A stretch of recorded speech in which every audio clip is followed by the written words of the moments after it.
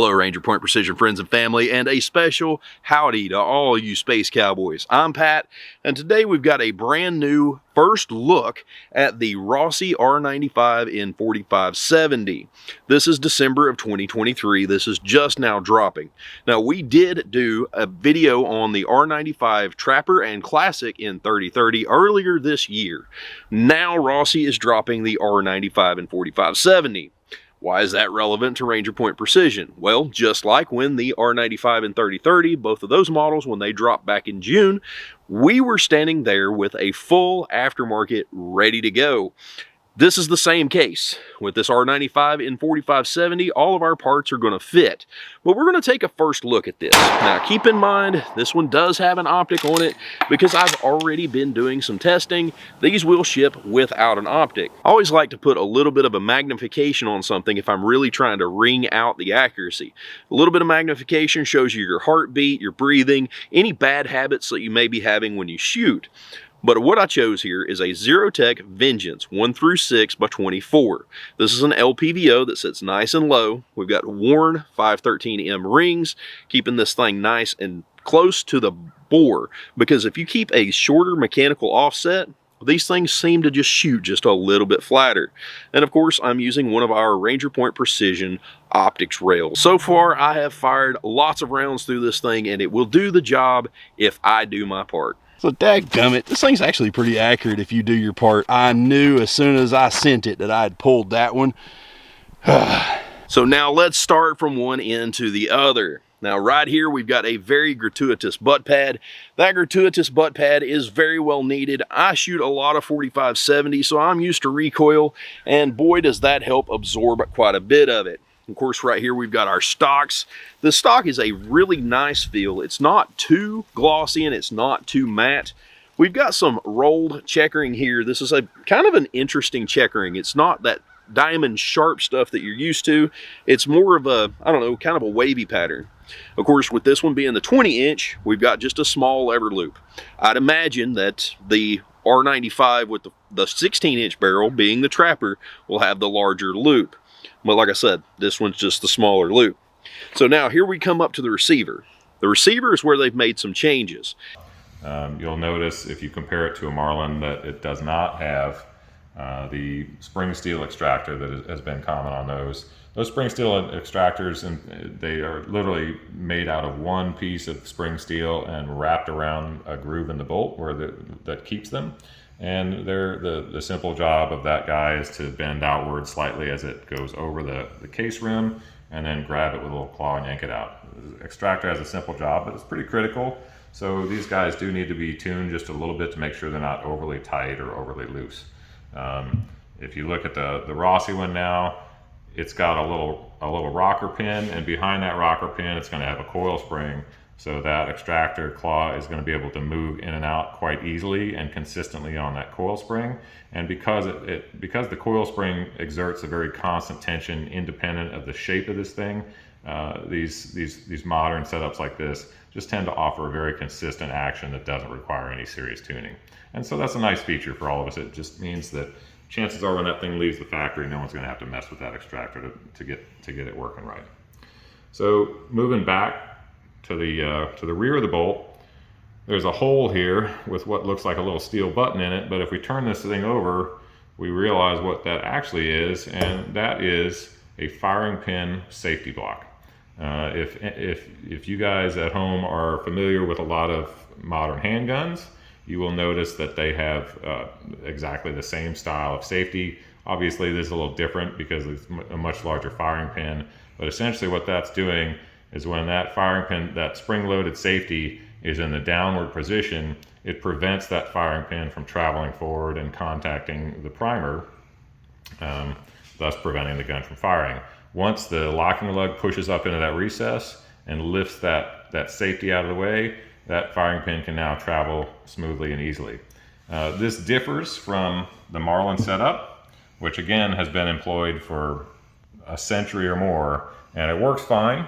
My one complaint with the Marlin setup, and it's not a serious one, is that because of this split firing pin setup like this, you'll see this secondary firing pin in the back is at an angle to the bore that bolt.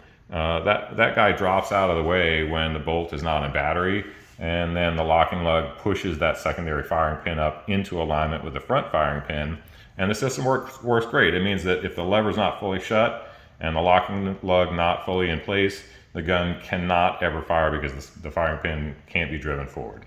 It's a great system. My one complaint with it is that in order for that secondary pin to be pushed out of the way, there's a fairly stiff little flat spring in there that has to accomplish that. And because that flat spring has to push on it, it introduces a fair amount of friction into that firing pin system, which is just more for the hammer to overcome. The guns do it just fine by employing a fairly stiff hammer spring, but getting rid of that little friction in the system allows us basically less friction, easier firing pin movement, and I just like that. Again, nothing wrong with the old way, but I like the new way even better.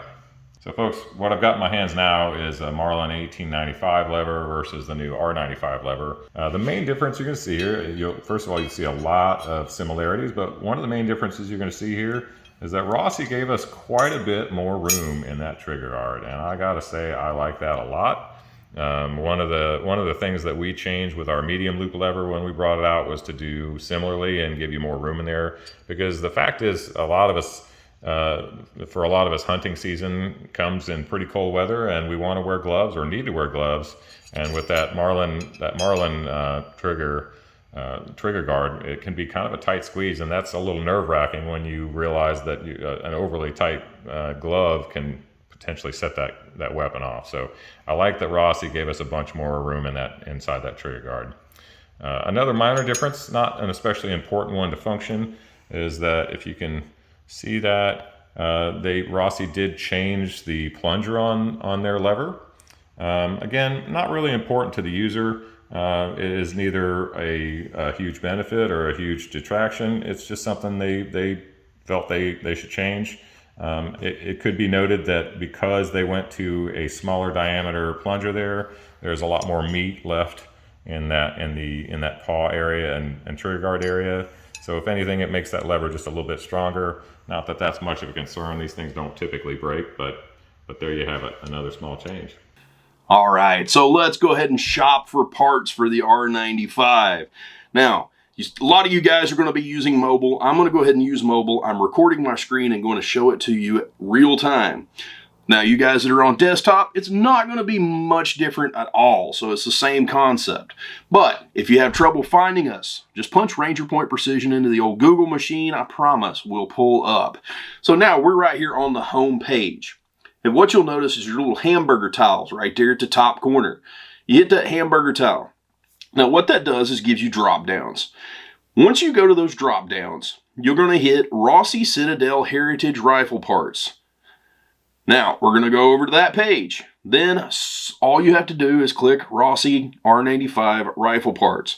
So the Rossi 95 Rifle Parts page is super simple. I know I've had a few phone calls and a couple emails, and guys are like, but I have a Trapper, but I have a Classic, but I have a... It doesn't matter. At this point in the game, all of these R95 parts just fit, okay? So there's no guessing games, kind of like with the other brands. Is it straight stock? Is it pistol grip stock? Is it end cap? Is it barrel bend? Doesn't matter with a Rossi. If it says R95, it fits. This even includes the new triple black that's coming out this month. So let's scroll down and let's look at our parts. So here we've got our hand guards, and you see it says Rossi 95, gonna fit. So that's just the regular Gen 2 hand guard. Now what I chose was the Costa because I like all of this flexibility. I did rob the receiver rail to put on the 4570 just for the time being, just to do my testing, but this one had the full outfit on it as well, and I liked it because I'd actually put a clip-on thermal out on the front of this thing and have been enjoying that usage too. But we go on down, we've got our butt stocks. Here's one in FDE, here's one in the Elite Moss. We've got our Holosun 509T mount. That 509T mount is really thin. It only takes up 2 screw holes on the receiver. There's our butt stock. Of course, it says Rossi 95. Is it going to fit? Yes, it's going to fit. So yeah, you're going to see we got takedown screws, hammer extensions, all sorts of cool stuff for this. And Possibly more to come depending on how well this line does. Thank you guys for tuning in to this. Go check out all of our parts that we have over on the rangerpointstore.com. We'll catch up with you guys next time.